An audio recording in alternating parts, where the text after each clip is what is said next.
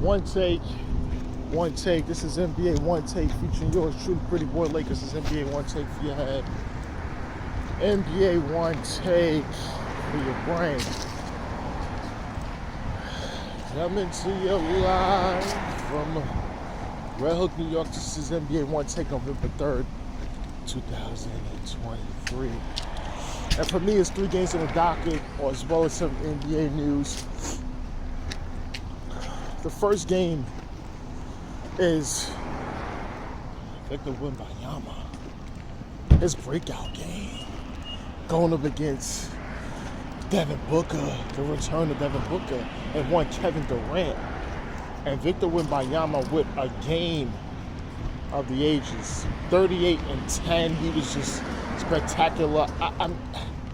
Wemby is on another level. This guy is on another level. Okay? Just guard skills, shooting three. I don't know. He's just on another level. I don't even know. I don't know. He's fascinating to watch.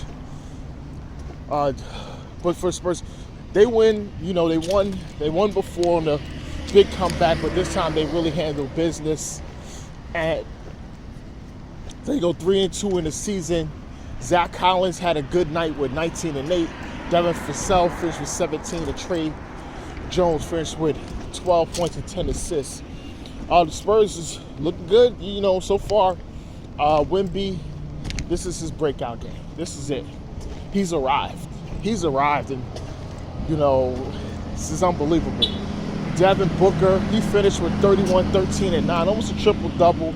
Coming back, KD had 28, and Grayson Allen finished with 16. They're going 2-3 in the season. Too bad for the Suns. It's good to have Book back. Still waiting on Beal. See how that all transpire into some wins. If that can all generate some wins for the Suns, like I told you beginning, I got the Suns winning the title. So we'll see on that. The next game of the night is the Philadelphia 76ers. They get a convincing win over the Toronto Raptors. They go 3-1 in the season. The Sixers, led by Joel Embiid, 28 and 13. Tobias Harris with 23. Tyrese Maxey with 18. And Kelly Oubre with 23. Still doing their thing, man. It's just a real good team. I don't know. I love what Nick Nurse is doing, and really trying to. He's letting these guys play and do certain things a lot more, you know, more loosely, not less structured, and doing things and holding them accountable on defense. Toronto Raptors with this loss, they go 2-4 in the season. Not impressive. Scotty Barnes finished with 24, 8 and 8. OG Anunoby had 16, and Dennis Schroeder with a double-double, 13 and 10. Said Toronto's struggling. They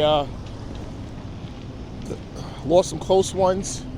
They really got to figure things out.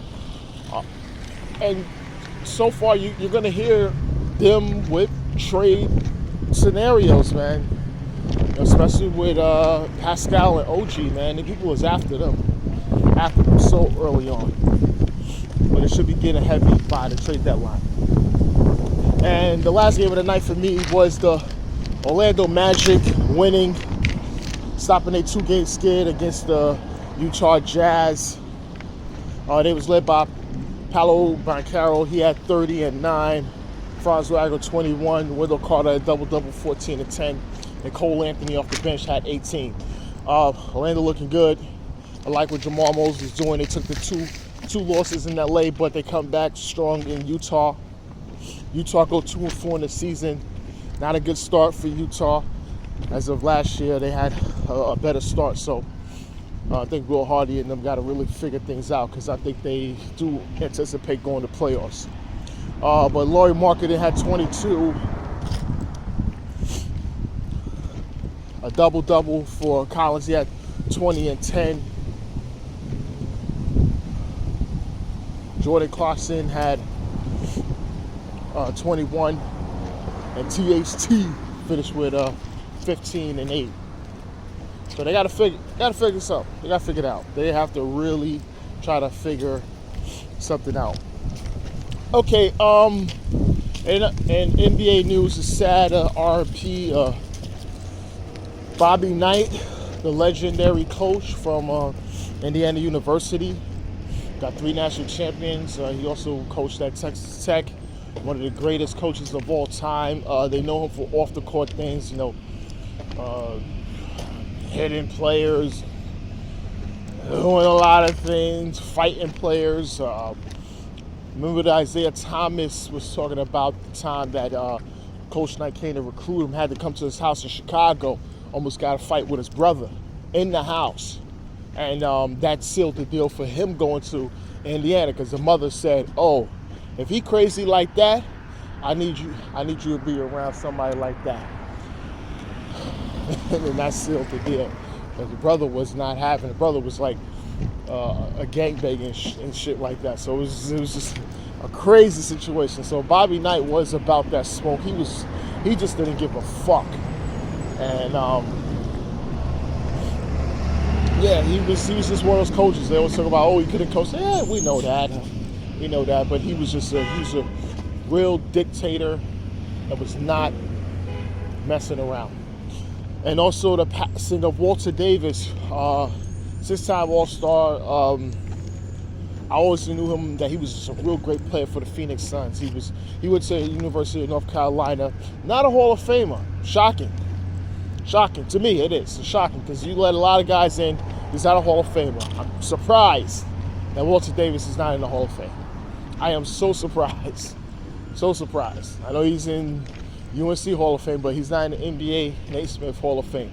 Surprised, because you got people with similar statistics that's in.